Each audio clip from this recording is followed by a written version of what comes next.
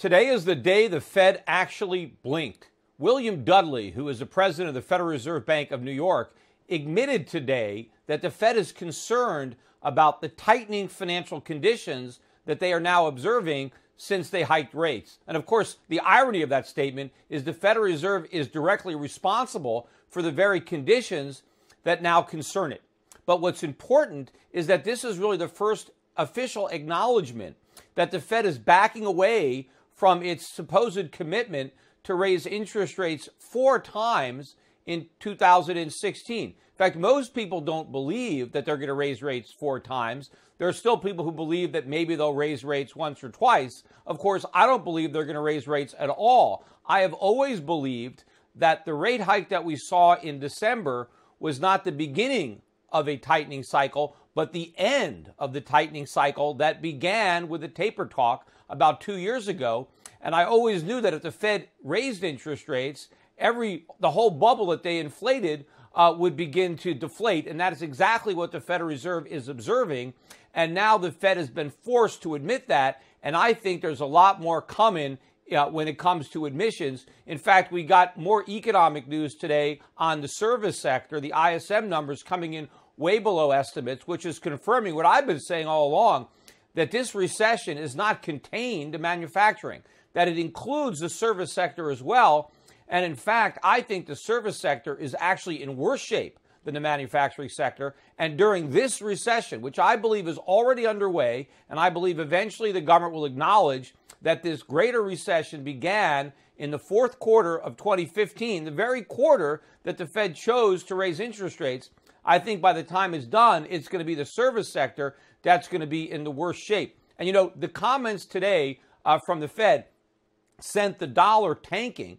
It lost about 2% of its value across the board today against all the major currencies. And in fact, Dudley acknowledged that he was concerned about the strengthening dollar. The dollar is actually at the lowest it's been since October of last year. The dollar is lower than it was when the Fed hiked rates. So really what's concerning the Fed is not the strength of the dollar, but the weakness in the stock market, the weakness in the high yield bond market. And look at the financials. You know, even though the Fed tried to throw the market a bone today with these dovish statements, it caused gold prices to go up. Gold prices broke out above 1,140. We're up to maybe about 15 bucks on the day as I speak now. This is the high that I've seen so far. You know, gold prices are now up about 9% since the low that it made the day after the Fed made the mistake of hiking rates. We're now up 9% from that point. So while the Fed's statements were great for foreign currencies, great for gold, oil prices too. Crude's up $2 on the day. Remember, you have so many people who think that all the market needs is an increase in the price of crude, but the market is still tanking. The NASDAQ is down about 80 points as I'm recording this, but the real carnage is in the financials. All of the big banks are making 52-week lows today. Many of these banks are down about 50% from their highs. They're headed for their 2008, 2009 lows. And remember, all these banks that were too big to fail when we bailed them out are now much bigger, and they're going to fail again, especially if the Fed continues with its rate hikes, which is another reason why it's not. In fact, not only do I think the Federal Reserve is not going to raise rates anymore, but they're actually going to lower them, and they're not going to stop at zero. We already have the Bank of Japan now with negative rates. They've joined the ECB. The Fed's going to be next. And I think in this interest rate limbo, how low can you go? I think we're going to go the lowest. I think we're going to have the biggest negative number of any of the major central banks. And we're also going to launch QE4, and it's going to be bigger than ever. Why does it have to be bigger than ever? Because the problems that we had in 2008 that led to the financial crisis are also bigger than ever. See, everybody has made the mistake of believing that the Fed's medicine worked, that they cured the patient. And now because the patient is healthy, it no longer needs the medicine. Well, that's not true. The economy is sicker than ever because the medicine was toxic. And because the medicine didn't work, we're about to get an even larger dose of it because the government is never going to admit that they've got it wrong, that they basically threw gasoline on a fire. They're going to put more gasoline on that fire and try to convince us that it's going to go out. So this is going to be the biggest monetary stimulus ever, but everybody is prepared for the exact opposite outcome. The world has been betting for years that the U.S. dollar would keep rising. interest rates would keep rising because the U.S. economy had a legitimate recovery. Well, when we relapse back into a bigger recession, I think this recession is going to be a greater recession than the Great Recession that we escaped from at 2009, 2010. Then the dollar is going to tank because we're going to have even more aggressive monetary stimulus this time around than we had before. And Wall Street is all levered up. In fact, one of the big trades going on right now is all the hedge funds have shorted the Chinese yuan because they assume that China is going to have to break its peg, not only with the yuan, but with the Hong Kong dollar. Well, I think these hedge funds are about to lose a tremendous amount of money on that bet because I think the real move in the yuan is going to be higher, not lower. And the same thing with the Hong Kong dollar.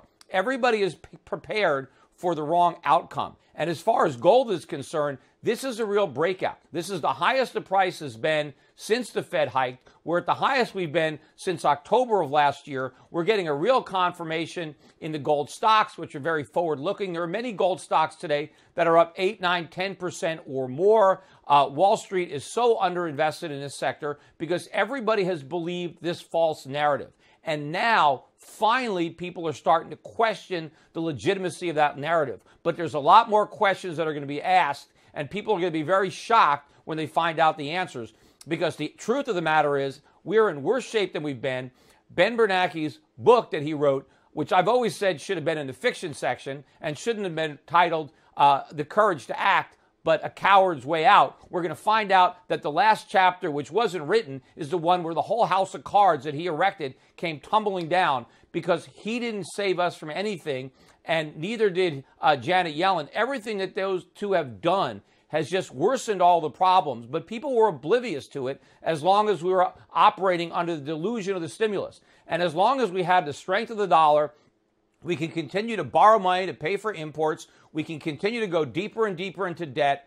But the minute the illusion runs crashing into reality and people recognize the situation that we're in, right, that we didn't have a legitimate recovery, that we just had a bubble, and rather than higher interest rates and a real recovery, we're back in recession, and the Fed is going to have to try its hardest to blow more air into this bubble. It is not going to work. And this collapse in the dollar today is just the beginning. The dollar has a long way to fall. Not only does it have to reverse all of its ill-gotten gains, but it has a long way to go beyond that because the problems for the dollar, the fundamentals for the dollar have gotten worse the entire time the dollar was rallying. And it's this phony rally in the dollar. It's this false belief in a higher dollar and higher interest rates that have wreaked havoc with the emerging markets, with emerging market currencies, with commodities. And all of these markets are going to be able to breathe a huge sigh of relief as the Fed backs away from these rate hikes and the dollar begins to tank. But probably the biggest beneficiary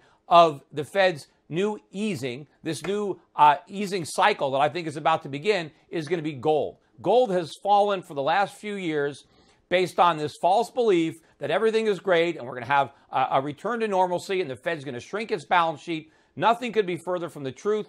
The balance sheet is about to blow up. We're going to go up to 10 trillion. You know, the national debt just surpassed 19 trillion officially.